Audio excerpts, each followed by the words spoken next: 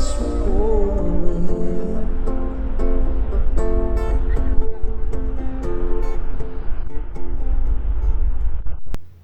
everyone. Hey, welcome everyone. We are recording for the first time this year on land at our home in Bucks County, Pennsylvania.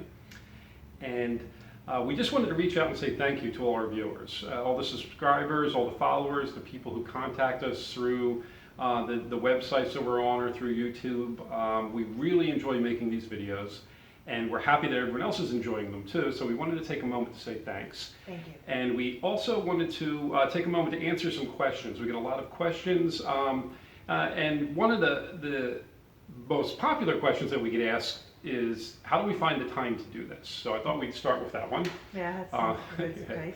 I'm a tax accountant, and I work from January through April 15th every year, and then I take the rest of the year off. My staff fills in for me while I'm gone, and it gives me about 8 months a year that I can travel. And Lynn is a retired photographer. I sold my company to my daughter who took it over, so now I help out with the financial firm, but other than that, we have real estate rental units that we also take care of. But other than that, we worked hard in the beginning of our life. Yeah, we've been through the ringer. But anyway, at this point in our life, we're very fortunate in that we have a lot of free time. We have from basically April 15th straight through to January that we can take off and do whatever we want. And that is one of the reasons why we chose boating, because we have the time to do it. The next most popular question we get asked, or actually I should say the most popular, is how much does it cost to do this? And we thought we would maybe put together some slides and talk about what our experience is as far as the cost of the boat, the yearly costs, maintenance, things like that. So I think we'll begin with that. Yeah, the financial end. We started looking for a boat. Well, we have another boat. As I mentioned, you've probably seen in our previous videos, we have another boat, Reprisal, which is a 355 Carver. And we've had that for 2 years, and we got that as a boat just to see if we enjoyed boating as much as we thought we would. Of course we did. And then we decided we were going to get our dream boat, which was going to be a 53 Hatteras. And we looked all over the area, our area in Philadelphia, for this 53 Hatteras. We looked in New Jersey, we went to Maryland, Virginia. We looked at maybe about 8 or 10 of them, and we just could not find one that was of good enough quality and then in our price range as well. And so we decided to expand the search to Florida. We flew down to Fort Lauderdale, Miami area. We looked at another maybe 6 or 7 Hatteras 53s. And then just for the hell of it, we looked at a 58. Now, we were scared to death of the 53s to begin with, coming from a 40-foot boat going up to a 53. Yeah. So the 58 seemed like out of the question, but we found this 50. Yeah, so we found this 58, and we just loved it. It still has the 15-foot, 10-inch beam of a 53, so it's not really wider, so it's not as quite really too much more difficult to get in and out of slips. It's just longer, and it's 58. Of course, we found out later it's actually 65 feet in length overall. But anyway, we fell in love with this boat, and it was a little bit higher than we wanted to spend. The person selling it was asking $250,000, and we really wanted to be in the low 200s is what our goal was. But we were fortunate in that we found a very motivated seller. The person who actually owned the boat had passed away the year prior. The captain did. The wife had the boat, and she was selling it. And it was costing a lot of money to maintain it and keep it in slips in Fort Lauderdale. As you can imagine, it's very expensive, about $3,000 a month just for slips. Fort Lauderdale's crazy. Yeah, so she had the boat sold, and a person had put down a down payment, and they were all ready to go, and he pulled out at the last second. Now, fortunately for her, she got to keep the 10% deposit he put down, but it put her in a situation where she really, really wanted to move the boat, and she had already got a nice chunk from the other person who didn't fulfill his obligations to purchase the boat. Yeah. So we made a lowball offer of $175,000, and she took it. So that was the original cost of the boat. It was $175,000. We then had it surveyed, of course, and during the survey you always find things that are wrong, and in this case we found about $13,000 worth of problems. We had a refrigerator, one of them wasn't working, there was a problem with the battery charger, a couple of miscellaneous things. It all totaled up to about $13,000. So we asked the owner we gave her a choice: either repair these things and we will honor our $175,000 offer, or lower it by $13,000 and we'll do the repairs. And that's what she opted to do. So ultimately we paid $162,000 for the boat, and then we immediately put in the $13,000 to do the repairs to make sure everything was right for our trip back up to Philadelphia. Now, the other costs associated with purchasing the boat, we had to pay insurance up front, and that was $2,600. There were some legal and registration fees. We registered it with the U.S. Coast Guard. That was a little bit more costly because we had to hire somebody to handle the paperwork for that. So our legal fees were about $750.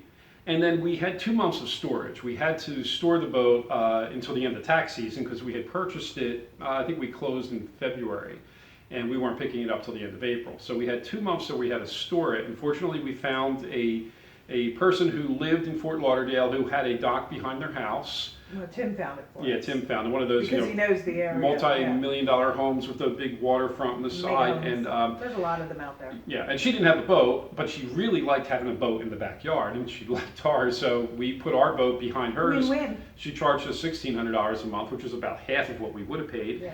and so it was $3,200 for that. So our total cost to purchase the boat with all these expenses was $181,550. And that's what it costs to own the boat. Now, of course, in addition to owning it, we had to bring it back up to Philadelphia, and we spent about 6 weeks on that trip. One of them one week was just hanging out in Fort Lauderdale, getting to learn.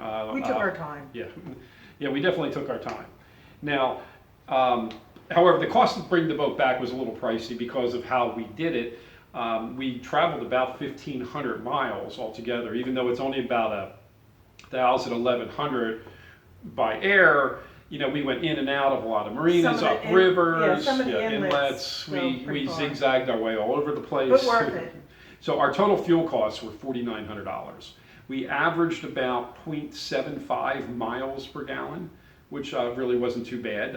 We did not go fast. We only went 10 knots, which is basically hull speed on our boat.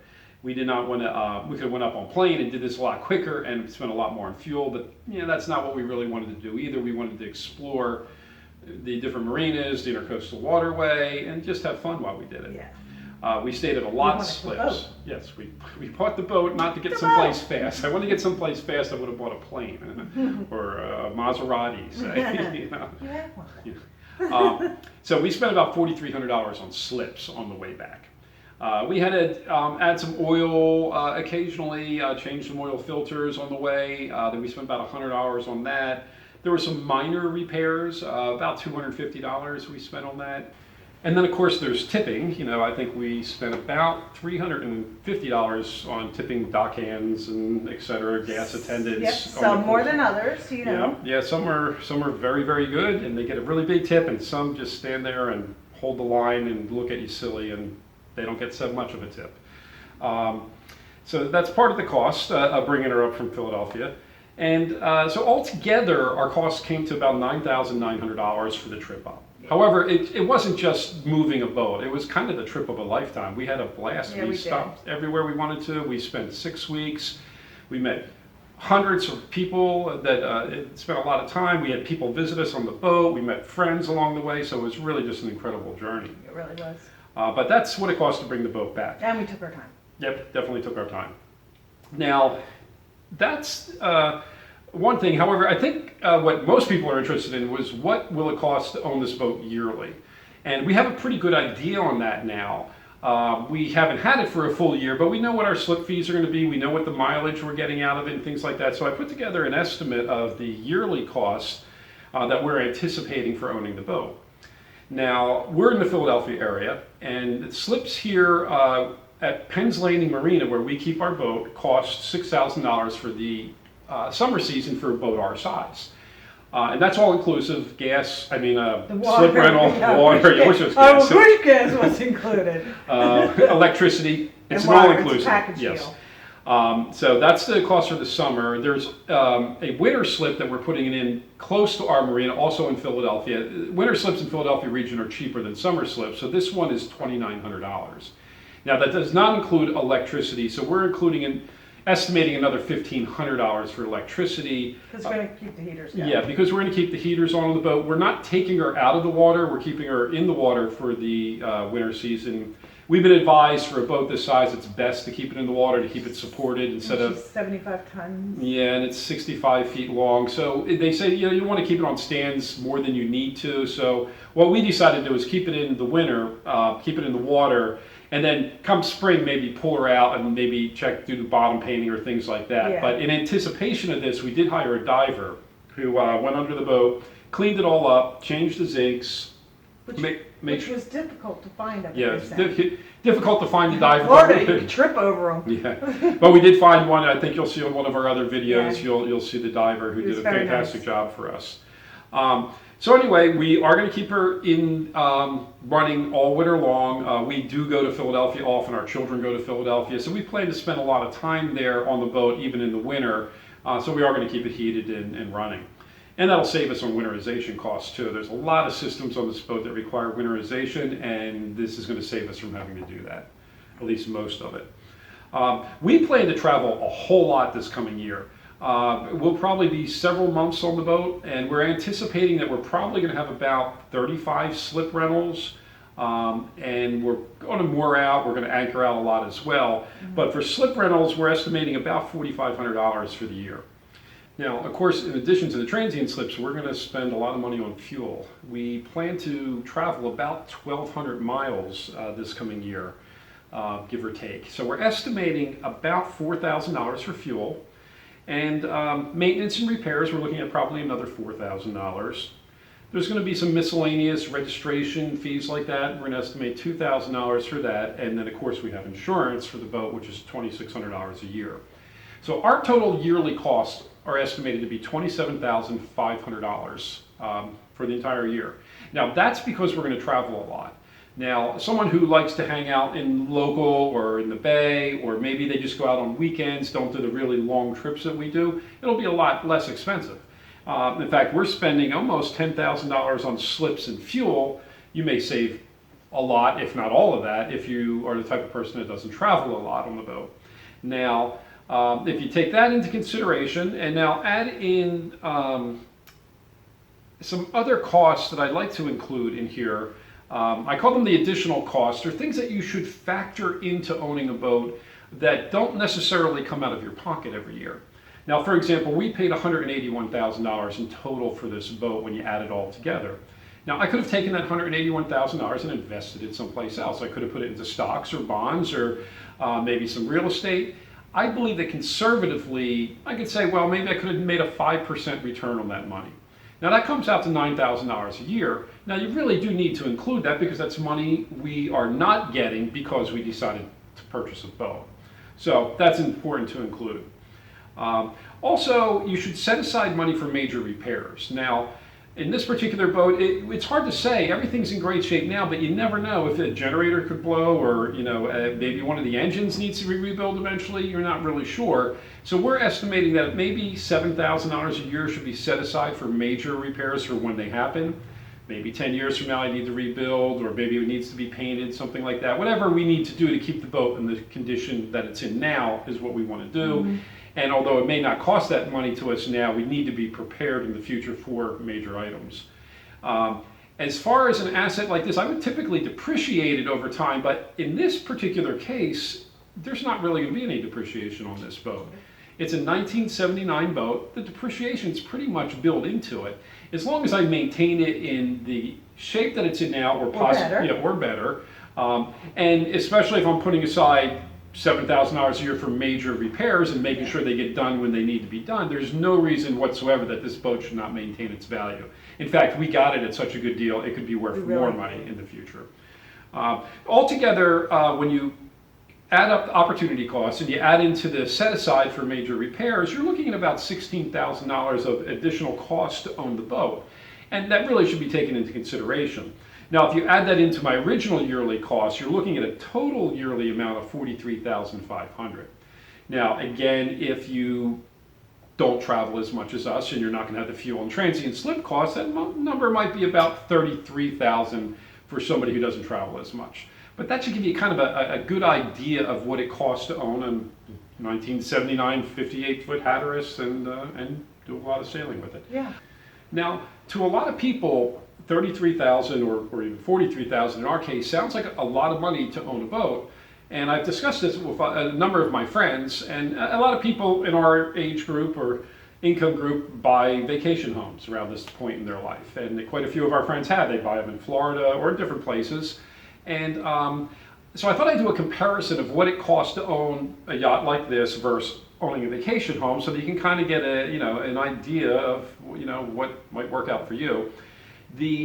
Buying a vacation home, let's say for instance we spent the same $181,000 on a vacation home.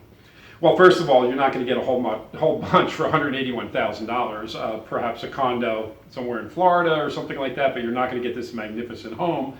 But for the sake of argument, let's say that that's what you were going to spend. Or this great view. Yeah, not the view. But perhaps in the part of the country that you're in, maybe you can get a nice place for that. So we're going to use that number for the time being. Now, if you buy a vacation home, you still have the opportunity costs that I talked about, say 5% a year. So that's $9,000 again for opportunity costs. You're going to have maintenance and repairs, figure maybe 2% of the value of the property, $4,000 a year. Mm-hmm. You're going to need to set aside money for major repairs. When the hot water heater goes, or the air conditioning system goes out, or you need a new roof. So again, I'm going to say that's a little bit less than major repairs on a boat. So we'll say maybe $4,000 a year. Hit something on a prop, or Mm-hmm. I'm just going off. Mm-hmm. Taxes. Houses have taxes. Let's say $10,000 a year in real estate taxes. You will have utility costs, perhaps $5,000 a year for that, and then of course you have to insure the home, so maybe there's $2,000 there. If you add those things all together, you end up at about $34,000 a year, which is basically what it costs to own the yacht that we own. Ta-da. So it's not more expensive if it's something you want to do. Now to us, it's definitely what we wanted to do, because we get bored very easily in one place. We like to travel, we like to meet people, we like to explore different towns and bars and restaurants, and just the different view all the time. Yeah. Where a vacation home, you're stuck, same view. Yeah, exactly. So a vacation home wouldn't work for us. It doesn't work for our personality. It works for some of our friends, though. Yeah, it works for most people, but it's not our thing. We like to travel. We like to do all these things. We like to have waterfront view everywhere we go. Mm-hmm. We like to be on the ocean. We like this type of life. So the point I guess I'm trying to make is it's not that different if you're considering one or the other. You can own a boat like this, which is the size of a home. Altogether, it's about 1,800 square feet of living space in a boat like this. I can lose him in it. Yeah. He can lose me, right? You push her off the boat. No, he can lose me. I'll be like, Ed, where are you? So anyway, I thought I'd give you that comparison there in case you're wondering, because sometimes when I tell people, well, I spend $30,000-$40,000 a year boating, they're like, oh, that's crazy. As they tell me that from their home in Siesta Key. Mike. So that's it. I just wanted to kind of give you an overview of what our expenses are, what it costs us to own the boat, so that you can kind of see if it might work for you. If you have any questions, please feel free to let us know. We answer anyone who sends us a message. So if you see us on Facebook or you see us on Reddit, give us a like, give us a thumbs up. If you're on YouTube, contact us. Be sure to subscribe to our page if you're on YouTube. Yeah. And if you have any questions, just let us know. We love to answer them. We look forward to talking to people. Yeah, all around the world. Yep. So, cheers. Cheers. So Viking man, Candy Queen. Yeah, so what you really need to know is the most expensive part of boating, the hats. Yep. The hats.